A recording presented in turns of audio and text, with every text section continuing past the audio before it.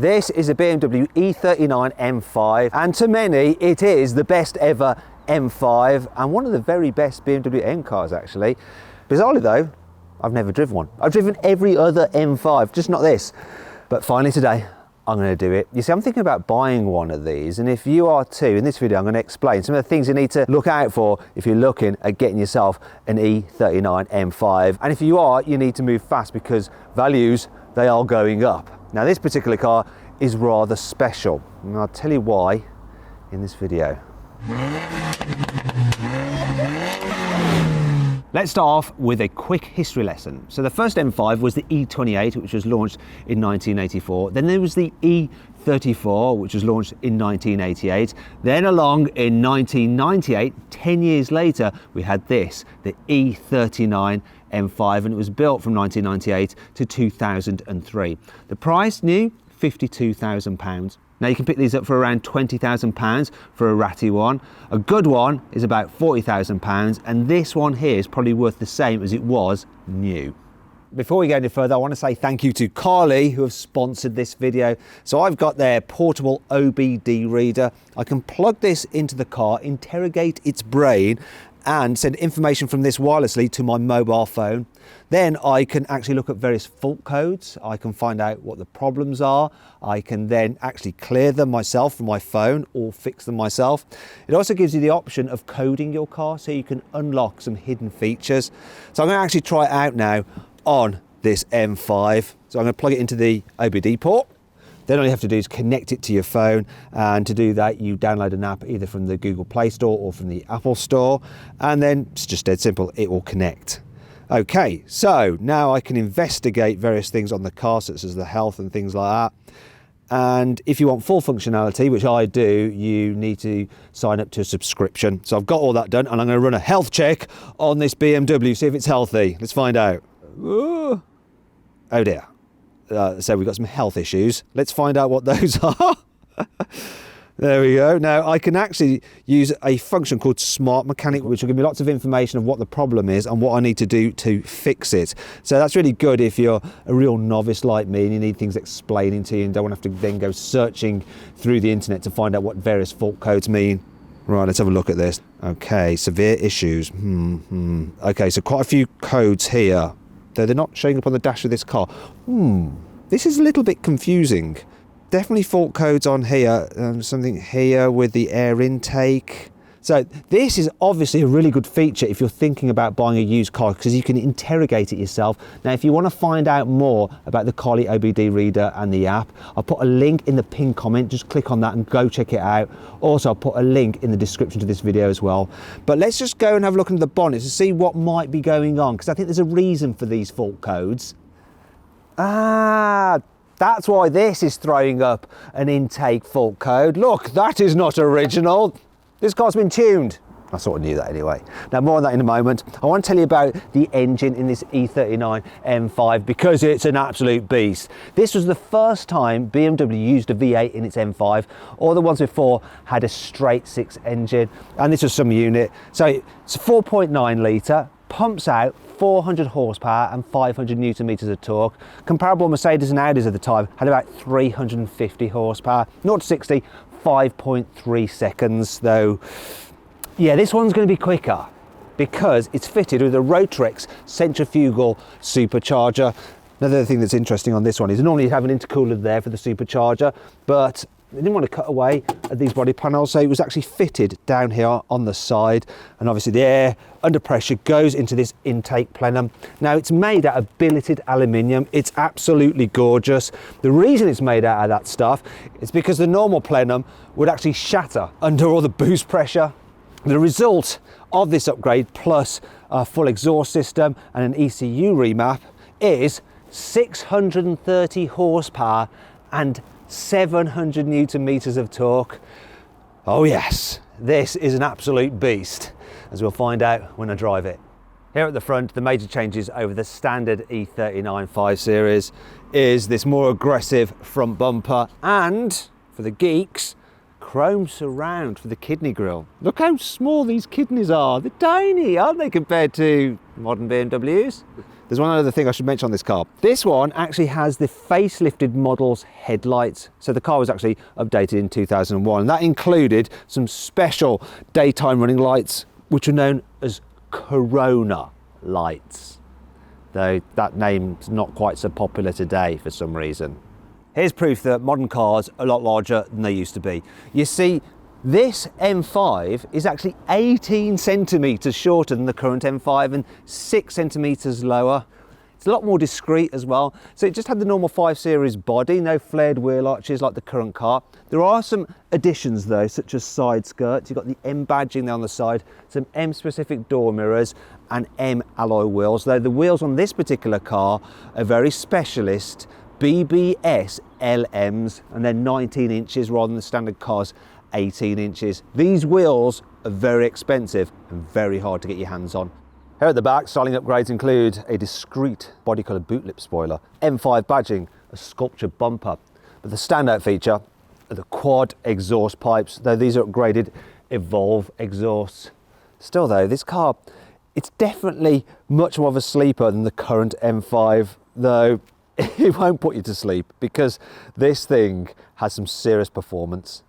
The E39 M5 was only available with a 6-speed manual gearbox. You couldn't get an automatic. It's the other way round nowadays, isn't it? Now, to cope with the extra power from that engine, BMW had to fit it with a beefier clutch than the standard 540i. Also, it had a rear limited slip differential with up to 25% locking. Good for drifts. The M5 had rated brakes over the standard 5 Series, so it had 345mm discs up front and 328mm discs at the back, and the discs were floating discs and they were lighter than the standard cars, and that gives you improved ride quality and better traction on bumpy roads. That said though, the brakes weren't all that good. So these ones have been uprated. They are Brembo brakes with 4-piston calipers. Here on the inside, the early noughties was definitely peak BMW in terms of quality. So materials are lovely, all the controls just beautiful, weighty and damped. The buttons are solid as well. And it's all simple, easy to use, though there are things of its time like, the wood veneer. You didn't have to have wood veneer. You could have like a metallic-y looking plastic trim, which I would probably prefer. And look at this old infotainment screen. The graphics are just so old-fashioned, but look, it's got a television. It doesn't actually work because it runs on the old RF system and all the television signals now are digital. Oh well. Still, we do have a cassette player and you can use that so long as you've got some cassettes. Then there's this. Listen to this. The sound the door makes when you shut it. New BMWs don't make that sound. That heavy, reassuring clunk. Now, upgrades for the M5 include this M Sport steering wheel with the M badge there. You've got your M stitching. It's a normal girth as well, unlike modern BMWs, which are like holding a bicycle tire. They're so fat. You've got these electric M Sport seats, very, very nice. You have this M gear knob here, and when you turn the headlights on, it illuminates. Other features you get include M on the sills and M specific dials with those LED lights there, which extend your red line for when the engine is cold, and then it slowly lets you have more revs as the engine warms up until you're allowed the full 7,000 RPM. Obviously, being a car from the noughties, you have an ashtray, and I love the way this just like pops up. Look, it rises up. And of course, not a 12-volt charging port, but a cigarette lighter. Oh yeah. Not so impressed by this. Look, the cup holders. What are these going to hold? Look, flimsy and very shallow. They're not going to hold anything, especially nothing when you start accelerating with the amount of performance this car has got. I don't think this is original. This bit of trim here around the handbrake. At least you have got a manual handbrake, which does mean that I could do some handbrake turns. Though I probably won't, because it's not my car. The M5 also got rated suspension, so M-specific springs, dampers, thicker anti-roll bars, different wheel carriers, steel ball joints and heavy-duty bushings. This car has had a full suspension refresh, including Bilstein suspension. Here in the back, there aren't any real noticeable differences from the M5 to the normal E39 BMW 5 Series. That means that it's comfy, headroom's all right, knee room's okay, though I think there's more knee room in the back of my current M3. You do have features back here though that you don't get in the M3. Once again, we have ashtrays and some more of those flimsy cup holders. This one's so flimsy, it seems to, like, it's a bit broken. Go in, yeah, there we go. You do have a sort of tri-zone climate control because you can change the temperature here for the vents in the back. And really, that's all I've got to tell you.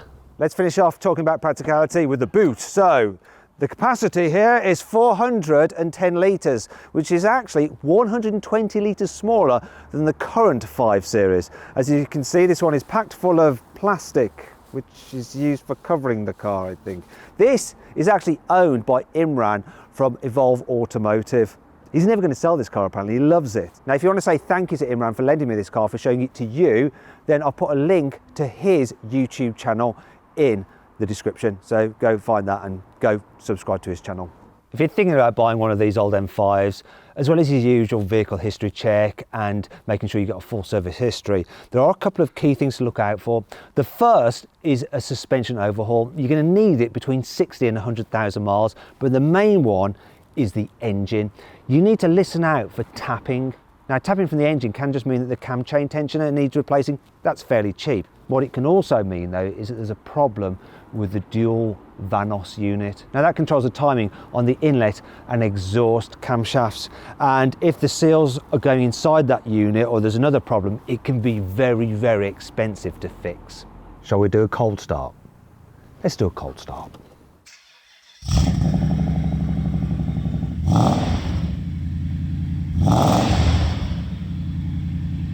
First time driving an E39 M5. Even when you're just pottering along, it makes a lovely noise. Obviously this one's been enhanced with that rated Evolve exhaust, but there's just a lovely thrummy sound. Big surprise for me, gear shift. Now I remember BMW's manual gear shifts just being all rubbery and rubbish. This one though, it's short, it's tight, it's precise, it's nice. The clutch is solid enough without being too spongy nor too hard. They've got it just right, and so too with the pedal position. You can heel and toe in this car, so I'll just pointlessly brake, even though I don't need to. Whoa! Oh, the responsiveness of this engine is so good. That's one of the great things about supercharging compared to turbocharging. It really doesn't alter the throttle response all that much over the car just being naturally aspirated. It's so linear, and the power just keeps building all the way to the red line.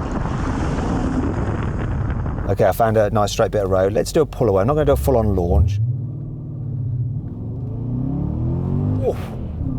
Oh my God.